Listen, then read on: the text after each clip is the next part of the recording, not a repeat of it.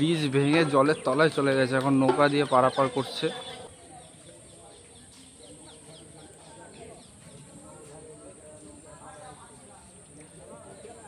এখন আমি যাব হচ্ছে মাছদিয়া, যেটা গেদে লাইনে।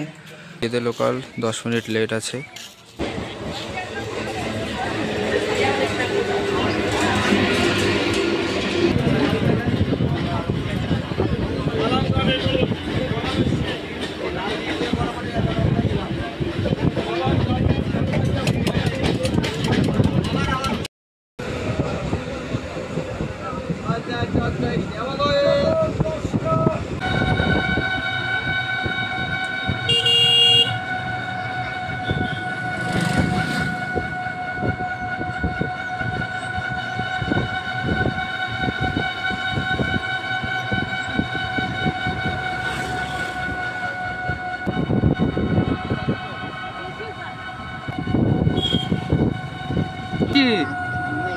জোরে বলো।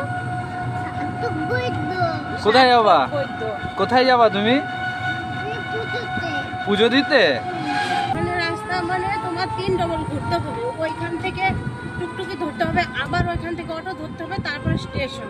ওই জন্য তারকনগর দিয়ে আসায় তো সব থেকে সহজ। কুষ্টি পাথরে নির্মিত রাজা কৃষ্ণচন্দ্র 1765 সালে মন্দিরটি নির্মাণ করেছিল তার রানীর জন্য। চলে এসেছি মাছদিয়া শিবনিবাসে। এশিয়ার দ্বিতীয় বৃহত্তম শিবলিঙ্গ এখন তোমাদের দেখাবো, চলো ওদিকটায় যাই তাহলে। আর এই মন্দিরটা খোলা রয়েছে, এখানেও মহাদেবের একটি শিবলিঙ্গ রয়েছে। আগে একবার এসেছিলাম, তখন এই মন্দিরটি খোলা ছিল না। তার মানে যখন শিব ঠাকুরের পুজো এরকম কিছু একটা সময় আসে, তখনই এই মন্দিরটা বেশিরভাগ খোলা থাকে, এটাই দেখতে পাচ্ছি। আর এখন ভিড় কমে গেছে অনেকটা, সকালের দিকে প্রচুর ভিড় ছিল।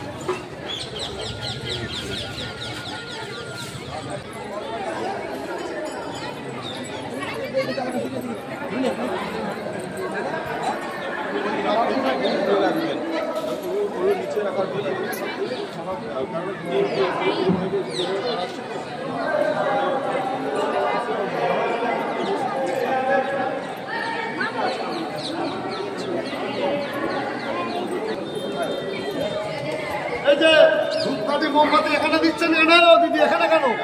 এখানে কেন? এখানে দিয়েছে কেউ?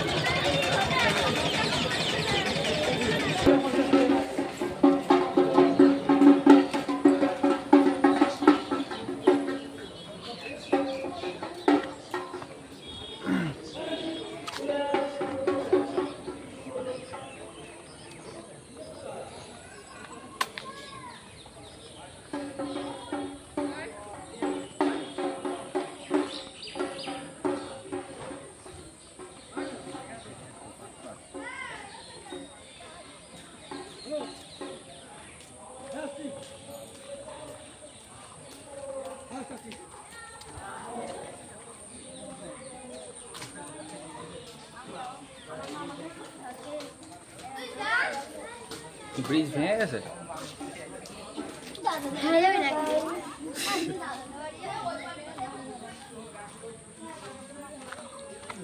এখন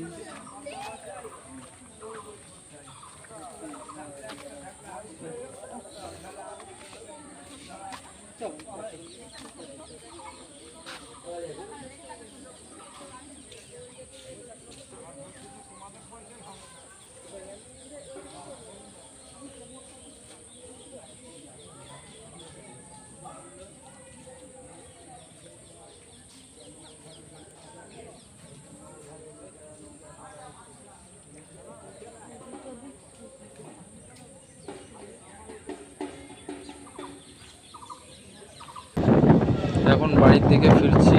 রানাঘাট লোকাল ডাউন, সময় হচ্ছে 7:45। বেশিক্ষণ লাগবে না বাড়ি যেতে, হয়তো 2 থেকে 3 মিনিট। ঘুরে খুবই ভালো লাগলো মন্দির দর্শন করে।